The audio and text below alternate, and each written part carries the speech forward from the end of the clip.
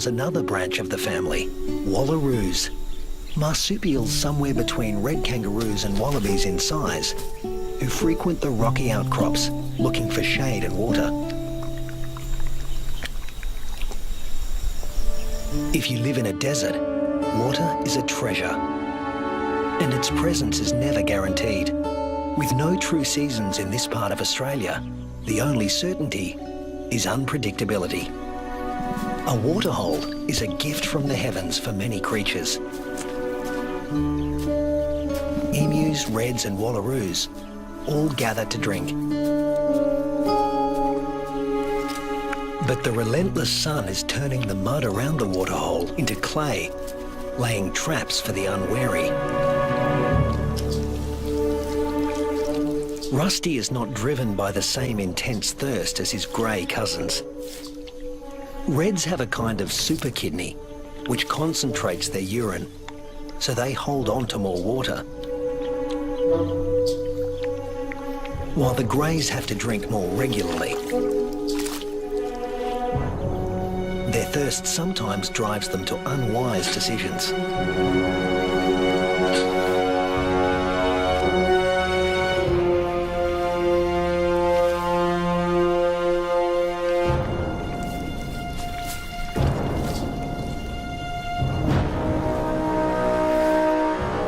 This young grey is in trouble, deep trouble, and he's drawing some unwanted attention. A dingo. Dingoes will gladly take a young kangaroo under any circumstances. A joey stuck in the mud and unable to flee, that's just too good to resist. The other kangaroos can't help him. His fate is sealed. Even at the tender age of 18 months, Rusty has the good sense to get out of Dodge in a hurry. Now he's on the road again, in search of a good meal. He's still an adolescent, and burning through energy at a faster rate than an adult.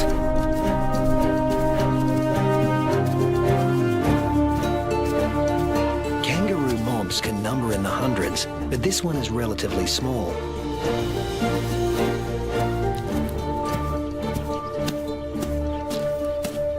And Rusty's appearance on the scene has caught another male's attention. They're around the same size and the same age, perfect sparring buddies. Game on. But this isn't a life or death battle.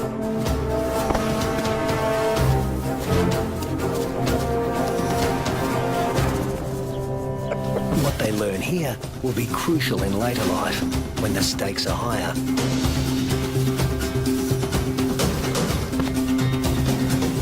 Long arms for wrestling win fights, and females want winners.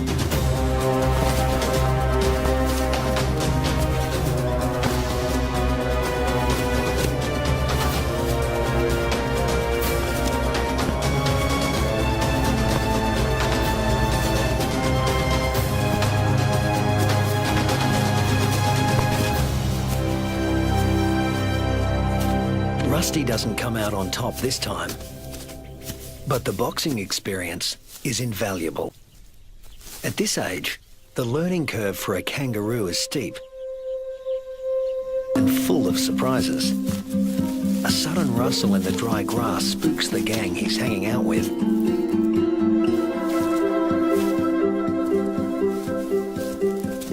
But Rusty's the curious type. A shingle-backed lizard. Heavily armoured and with a thick tail that looks a lot like its head. Thus its other name, the two-headed skink.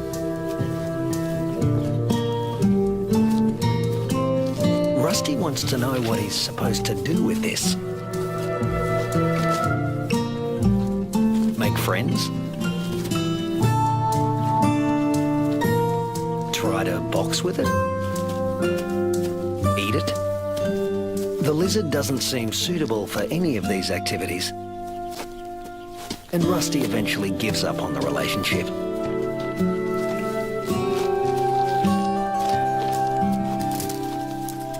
This part of the Central Australian outback has been hot and dry for weeks.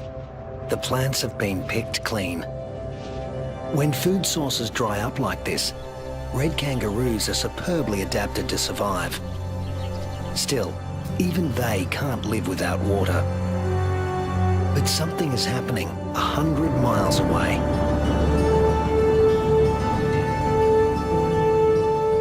Where the sky has opened up and torrential rains are soaking the parched earth. These waters will end up in the Channel Country and be funneled inland hundreds of miles away from their origin. The channels are dry now, but because the region is low-lying, they won't be for long.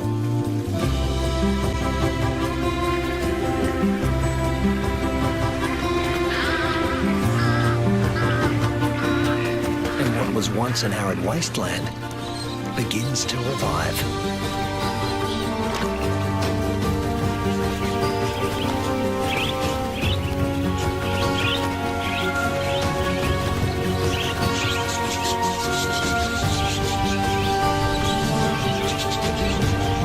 From the swirling flocks of budgerigars to the dingo mum and her pups, all are drawn to the life-giving waters.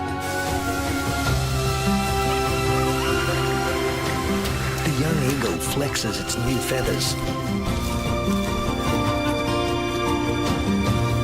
And a young kangaroo celebrates in her own playful way.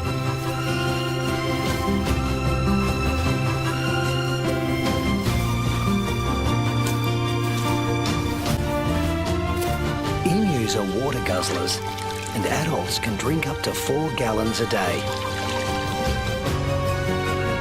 Like all emus, the chicks revel in a cooling bath.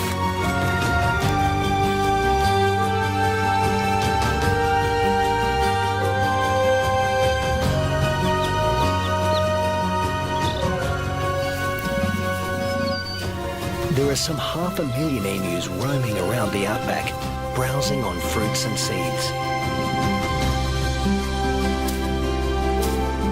And what's good for the emus is also good for the rest of the ecosystem. As they move through the bush, they scatter the seeds of the flowers and fruit they've eaten along the way, which will sprout and become new plants.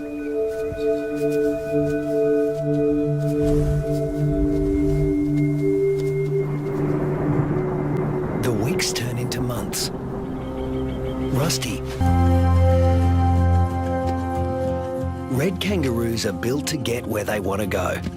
Unfortunately, sometimes, especially when they're inexperienced, they get someplace they really don't want to be.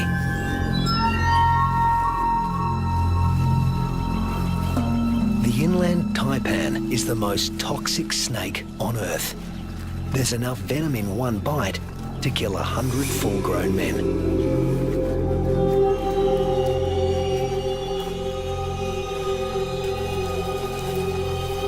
And it specialises in killing mammals. The Australian desert is the kingdom of the reptiles, but kangaroos know too well to leave all snakes alone.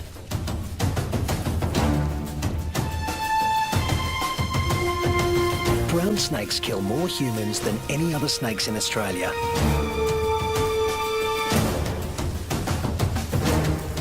But it's not the biggest reptile in the neighbourhood. This is. The parenti, reaching 8 feet long, venomous and fast on its feet. A large parenti will eat a small kangaroo. But today, it's got its eye on an eastern brown snake.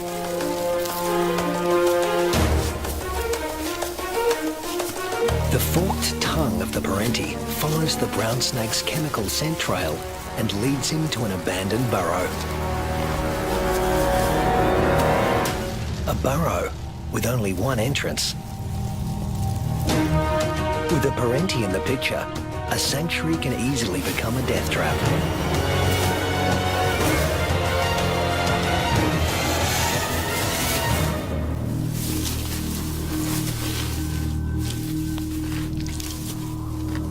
The body of one fearsome reptile disappears into the body of another.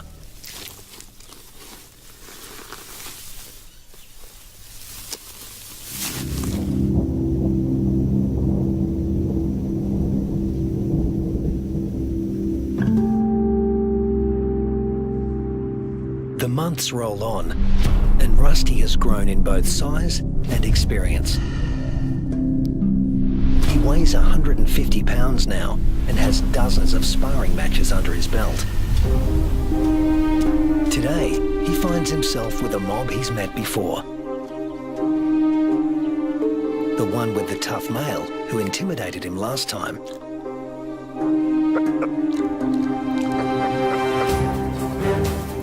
But that was 5 years ago, and Rusty's not running away this time. Each tries to attack his rival's head. Each instinctively keeps his own head back out of range. Although highly ritualized, fights between dominant males can mean a future as king or a loner, depending on the outcome. Testicles can be retracted. Don't want those damaged.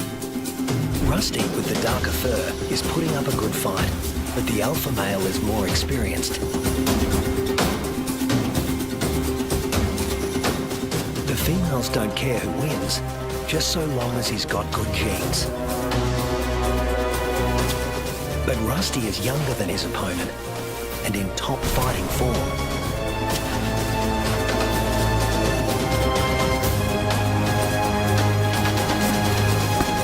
Finally, the king goes down. Now the mob is paying attention.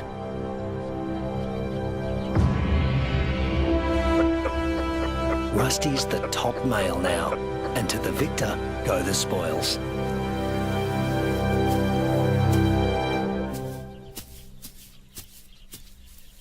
His first choice is this female, though he needs to give her urine the sniff test to make sure she's ovulating.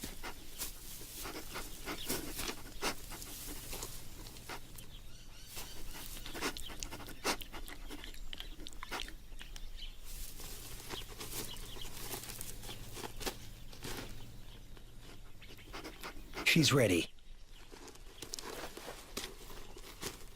But Rusty has only a brief window of opportunity. She may only be receptive for a matter of hours. Better get to it.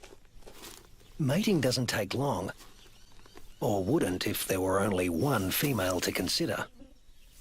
But Rusty's got miles to go.